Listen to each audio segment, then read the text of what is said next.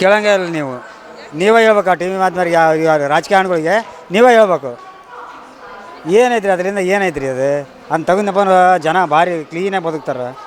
ಅಂತ ತೆಗೆದ್ರೆ ಜನ ಕ್ಲೀನಾಗಿ ಬದುಕ್ತಾರೆ. ಅದರಿಂದ ಏನು ಉಪಯೋಗನೇ ಇಲ್ಲ. ಅದು ಏನಾಗೈತೆ ಅಂದಪ್ಪ ಅಂದ್ರೆ ಏನಂತಿ ಟೂರು ಗಂಡ ಬಾರು ಈ ಪರಿಸ್ಥಿತಿ ಆಗ್ಬಿಡೈತೆಲ್ಲ. ಅದರಿಂದ ಏನು ಉಪಯೋಗ ಐತೆ ಹೇಳ್ರಿ. ಈಗ ಅದನ್ನ ಅದನ್ನ 60 ವರ್ಷ ಕೊಡ್ರಿ, ಅದನ್ನ ಶಾಲೆ ಮಕ್ಳಿಗೆ ಕೊಡಲಿ. ಅದರಿಂದ ಉಪಯೋಗ ಏನೈತಿ, ಬಡವ್ರಿಗೆ ಏನೈತಿ? ಈಗ ನಾವು ಕೆಲ್ಸಕ್ಕೆ ಹೋಗ್ತೀವಿ, ಇಲ್ಲೇ ಗಾಡಿ ಕೆಲಸ ಮಾಡ್ತೀವಿ. ನಮ್ಮ ಹೆಣ್ಮಕ್ಳು ಹೋಗಿ ಒಂದು ಅರ್ಪಣೆ ನೋಡಿಲ್ಲ ಬೇರೆ. ನಮ್ಮಂತ ಬಡವ್ರಿಗೆ ಅದು ಹೆಣ್ಮಕ್ಳಿಗೆ ಏನು ಉಪಯೋಗ ಆಗತ್ತೆ? ಈಗ ನಿಮ್ಮಂಥವ್ರಿಗೆ ಏನಾರ ಗಾವ ಆಗ್ಬೋದಮ್ಮ. ಹೆಂಗೆ ಅಂದಪ್ಪ ಅಂದ್ರೆ ಟೂರು ಪಾರು ಅಡ್ಡಾಡ್ತೀರ ನೀವು, ನಿಮಗೆ ಅನುಕೂಲ ಆಗತ್ತೆ. ನಮ್ಮ ಹೆಣ್ಮಕ್ಳು ಎಲ್ಲಿ ಹೋಗ್ಬೇಕು? ನಮ್ಮ ಹೆಣ್ಮಕ್ಳು ಎಲ್ಲಿ ಹೋಗ್ಬೇಕು? ಭಾರಿ ಹೊಲಸು ಮಾಡಿಬಿಟ್ರಮ್ಮ ಇದನ್ನು, ಭಾರಿ ಹೊಲಸು ಮಾಡಿಬಿಡ್ರಿ. ಇದು ಏನು ಉಪಯೋಗ ಇಲ್ಲ. ಇದು ಅದ್ರಲಿಂದನೇ ಭಾಳ ಸಮಸ್ಯೆ ಆಗ್ಬಿಡೈತಿ. ಆ ಗ್ಯಾರಂಟಿಲಿಂದನೇ ಭಾಳ ಸಮಸ್ಯೆ ಆಗ್ಬಿಡೈತಿ. ಬೇಡಮ್ಮ, ಅದರಿಂದ ಏನು ಉಪಯೋಗ ಐತಮ್ಮ? ಅನ್ನೇ ಹೇಳಿದ್ನಲ್ಲಮ್ಮ, 60 ವರ್ಷದವ್ರಿಗೆ ಮಾಡಲಿ, ಶಾಲೆ ಮಕ್ಳಿಗೆ ಮಾಡಲಿ, ಶಾಲೆ ಮಕ್ಳಿಗೆ ಮಾಡಲಿ ಫ್ರೀ, 60 ವರ್ಷದವ್ರಿಗೆ ಕೊಡಲಿ ಫ್ರೀ, 10 kg ಅಕ್ಕಿ ಕೊಡಲಿ. ಇದು ಏನಿದು? ನಾವು ನಾಳೆ ಗಂಡನ ತಗೊಂಡು ಹೋಗೋದು, ಎಂಟಿ ಗಿಡೋದು ಆಕೆ ಆರಾಮ್ ತಗೊಂಡು ಬೆಂಗಳೂರು, ಮೈಸೂರು, ಧರ್ಮಸ್ಥಳ ಅಡ್ಡಾಡಕತ್ತಿ ಬಿಡೋಳು ಆಕಿ. ಟೈಮ್ ಸರಿ ಊಟ ಸಿಗಂಗಿಲ್ಲ ನಮಗೆ. ಆ ಪರಿಸ್ಥಿತಿ ಆಗೈತಿ ಈಗ. ಟೈಮ್ ಸರಿ ಊಟ ಸಿಗಲ್ಲ ರೀ ಕರೆಗೆ. ನಾವು ಹರಪನಳ್ಳಿಗೆ ಹೊಂಟಿದ್ದೇವೆ ರೀ. ನಾವು ಅಲ್ಲಿ ಹರಪನಳ್ಳಿಯಾರ. ನಾವು ಇಲ್ಲಿ ಗಾರಿ ಕೆಲಸ ಮಾಡಕತ್ತಿದ್ದೇವೆ. ಅಯ್ಯಪ್ಪ ಡೈಲಿ ಅಡ್ಡಾಡಿದಪ್ಪ ಅಂದ್ರೆ ಮತ್ತೆ ಈಗ ಒಂದು 15 ಮಾಡಿದ್ರೆ ಮತ್ತೆ ಇನ್ನೊಂದು 15 ಮಾಡಿದ್ರೆ ನಾವು ಸತ್ತ ಹೋಗ. ನಾವು 133 ರೂಪಾಯಿ ಇತ್ತು. ಇವತ್ತು ಈಗ ಎಷ್ಟೈತೆ ಕೇಳ್ಬೇಕು. ಈಗ ಅತ್ತೆ ಗೊತ್ತಾಗತ್ತೆ. ಈಗ ಜಾಸ್ತಿ ಅಂತ ಹೇಳಕತ್ತಿದ್ದಾರೆ. ಈಗ ಹತ್ತಿರ ಗೊತ್ತಾಗತ್ತೆ. ಈಗ ಏನೋ 15% ಹೆಚ್ಚಿಗೆ ಅಂತ ಹೇಳಿದ್ದಾರೆ. ಅದರಿಂದ ಉಪಯೋಗ ಏನು ಯಾರಿಗಿಲ್ಲ ರೀ. ಏನು ಈ ಸರ್ಕಾರ ಬಂದು ಭಾಳ ಅಂಡವರ ಮಾಡಿಬಿಡೈತೆ ನೋಡಿ. ಹಾಂ, ನಮ್ಮ ಹೆಸರು ರವಿಕುಮಾರ್ ಅಂತ.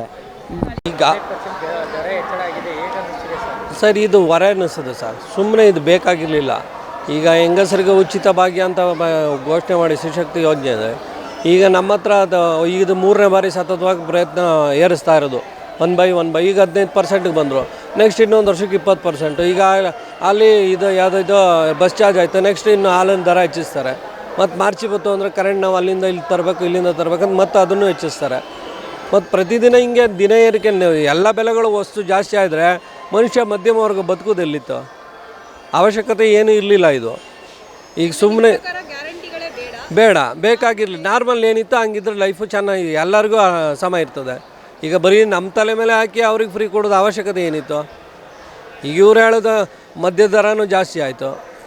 ಈಗ ಅದರಲ್ಲಿ ಈಗ ಉದಾಹರಣೆಗೆ ನಾನು ಕುಡಿಯೋನಾಗಿದ್ದರೆ ನನ್ನ ಹತ್ರ 180 ಕಿತ್ತಿ ನನ್ನ ಹೆಂಡ್ತಿಗೆ 20 ರೂಪಾಯಿ ಕೊಟ್ಟು 60 ರೂಪಾಯಿ ಎಂತಕ್ಕೆ ಲಾಭ? ಇವರಿಗೆ ಅವಶ್ಯಕತೆ ಏನಿತ್ತಿದೆಲ್ಲ?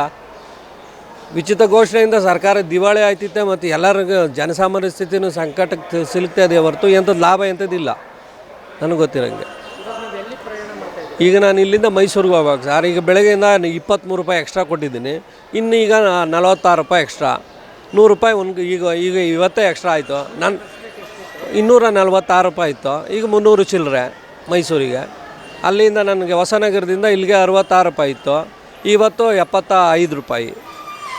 ಈಗ ನಾನು ಈಗ ಹೋಗುವಷ್ಟರಲ್ಲಿ ಊರಿಗೆ ಹೋಗುವಷ್ಟರಲ್ಲಿ 200 ರೂಪಾಯಿ ಇವತ್ತು ಎಕ್ಸ್ಟ್ರಾ ಒಂದೇ ದಿವಸಕ್ಕೆ.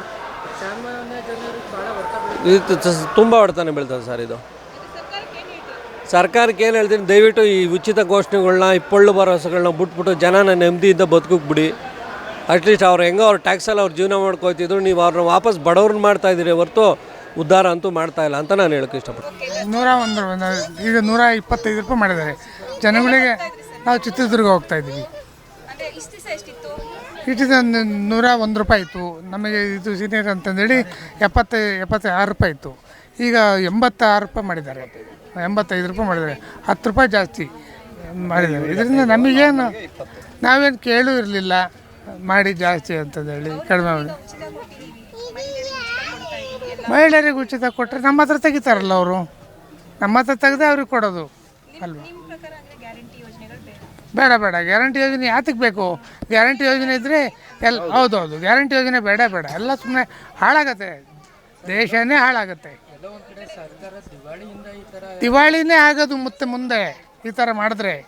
ಈ ಮನೆಯಲ್ಲಿ ಎಲ್ಲ ಸುಮ್ಮನೆ ಯಾವುದೇ ಒಂದು ಸಂಸಾರದಲ್ಲಿ ಆಗಲಿ ಎಲ್ಲ ಪುಕ್ಷಟೆ ಸಿಗುತ್ತೆ ಅಂತಂದರೆ ಯಾರೇನು ಮಾಡ್ತಾರೆ? ಅವ್ರವ್ರ ದುರಭ್ಯಾಸಗಳು ಜಾಸ್ತಿ ಆಗ್ತವೆ. ಇನ್ನೇನು ಒಳ್ಳೇದಂತೂ ಆಗಲ್ಲ. ಇಂದ ನಮಗೆ ರೇಟ್ ಎಲ್ಲ ಜಾಸ್ತಿಯಾಗಿದೆ. ಬಡವ್ರ ಬಗ್ಗರಿಗೆಲ್ಲ ಹೆಲ್ಪ್ ಆಗಬೇಕು. ಅದಕ್ಕೋಸ್ಕರ ಜನರಿಂದ ಒಳ್ಳೆಯದಾಗಲಿ ಅಂತ ಬಸ್ತಾ ಇದ್ದಾನೆ. ಜನರಿಗೆ ಕಷ್ಟಗಳು ಆಗತ್ತೆ, ಒಂದರಿಂದ ಒಂದು ಫ್ರೀ ಮಾಡಿ ಯಾವುದೂ ಅನುಕೂಲ ಆಗ್ತಾಯಿಲ್ಲ. ಎಲ್ಲರಿಗೂ ಕಷ್ಟಗಳನ್ನು ಬರ್ತಿದೆ. ಆದರೆ ಅಷ್ಟೇ ಒಳ್ಳೆಯದಾಗಲಿ ಅಂತ ಬಸ್ಸುತ್ತೆ. ನಾವು ರಾಣಮಿನ ರೋಡ್ಗೆ ಹೋಗ್ತಾ ಇದೆ. ಇಷ್ಟು ದಿವಸ ಎಲ್ಲ ರಟ್ಟೇಳಿಯಿಂದ ಇಲ್ಲಿ ಬರೋಮಕ್ಕಾರ ಹೆಚ್ಚು ಕಮ್ಮಿ 85 ರೂಪಾಯಿ ಚಾರ್ಜ್ ಇತ್ತು. ಈಗೆಲ್ಲ ಕಾಸ್ಟ್ಲಿ ಮಾಡಿದ್ದಾರೆ 15 ರೂಪಾಯಿ. ಆ ಗ್ಯಾರಂಟಿಗೋಸ್ಕರ ಎಲ್ಲವನ್ನು ರೈಸ್ ಮಾಡ್ತಾ ಹೋಗ್ತಾರೆ ಮೇಡಮ್. ಅದು ಹೊರೆ ಅಂದರೆ ತುಂಬ ಹೊರೆ ಎಲ್ಲ ಸಾಮಾನ್ಯರಿಗೆ.